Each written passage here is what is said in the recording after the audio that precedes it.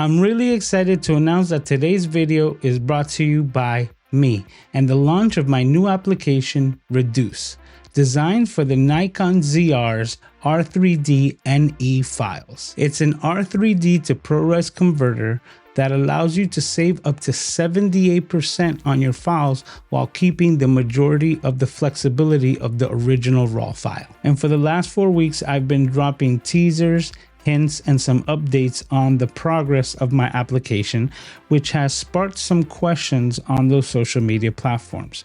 So even though I've responded to those comments, I wanted to answer them in this video so that you can get a clear understanding of why I made this app. The first question that we have is from Reginald Cunningham, and he asks, what does it do and why should somebody need to pay you for it? If this was generated by AI, couldn't AI just do the final task that you're trying to get people to pay for? I'm genuinely asking. Well, Reginald, that's a good question, but there is a bit of a difference. The way I would answer it is that we live in an amazing time where we have resources at our disposal like we never did before. But just like Steve Jobs is credited for the iPhone, he didn't physically create the iPhone. He had the vision for the end product, and he hired the staff and the team necessary to complete that goal.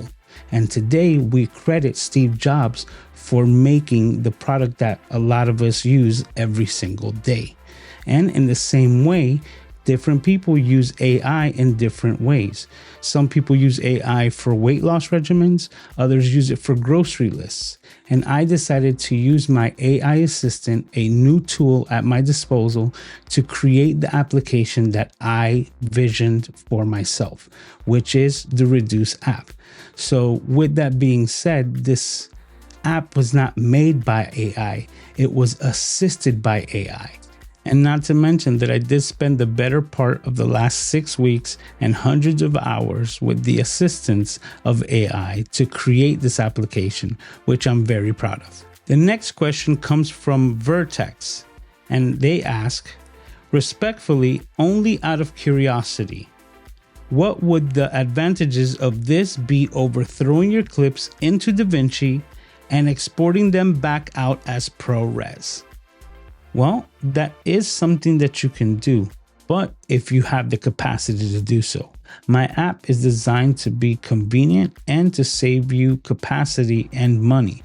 So, for example, let's say your computer doesn't have but 100 gigabytes of free space available. If you try to drop 200 gigs of RAW files into it, you don't have the space on your computer to import the original RAW files to start. But if you have an application that gives you the ability to reduce that file by 50, 60, and maybe even up to 78%, then that gives you more than enough space on your computer to have these files and use them instead of not having the capability to convert them to ProRes using DaVinci Resolve. And if you had the capability or capacity to do so, how long would it take you to import all of that data and then export it to then remove the original RAW files to then re-import the ProRes? You can do it, but the convenience factor is huge when it comes to time savings.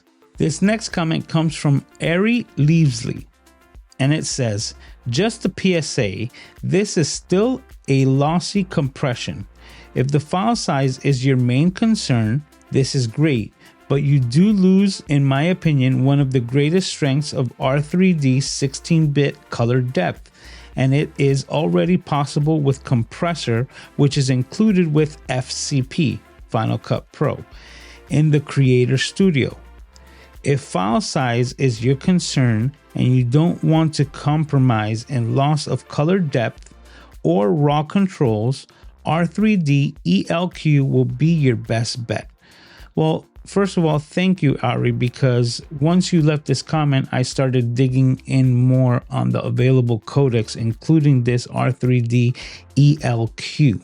Well, unfortunately, the ELQ file are only created from the cameras themselves, and there's no API or utility that we have available to us to convert any other file into an R3D ELQ unless it comes directly from the camera.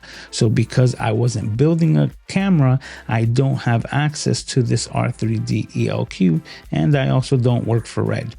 But I was able to use the files that I have to maximize and optimize the raw file. So when I say that you can get compression up to 78%, it really depends on the file itself, because it's looking at each individual frame to maximize all of its goodness, so to speak. It is a loss compression compared to the full raw files, but I believe that the juice is worth the squeeze when you can save up to 78% from the original and still keep all of the latitude and flexibility with colors without it breaking up or banding in the image. So it's optimized to create ProRes files specific for the file that it is given, and that's why I designed this application to be optimal so that I can get the best of both worlds.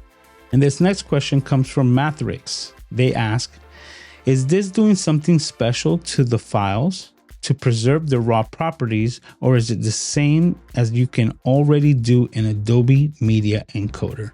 Well, to be honest with you, I don't have a subscription with Adobe, so I can't tell you what Adobe's Media Encoder can do.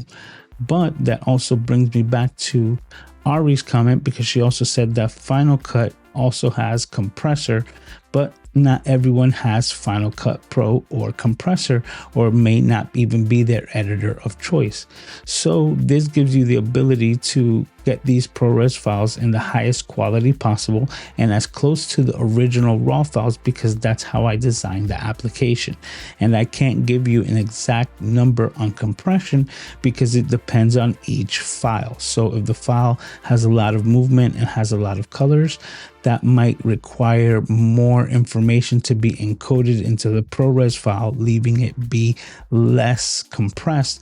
But if it's something very static with not a lot of movement, it has chances for very high compression without losing the leniency and the richness that you get from the original raw files. So that's how I designed this app.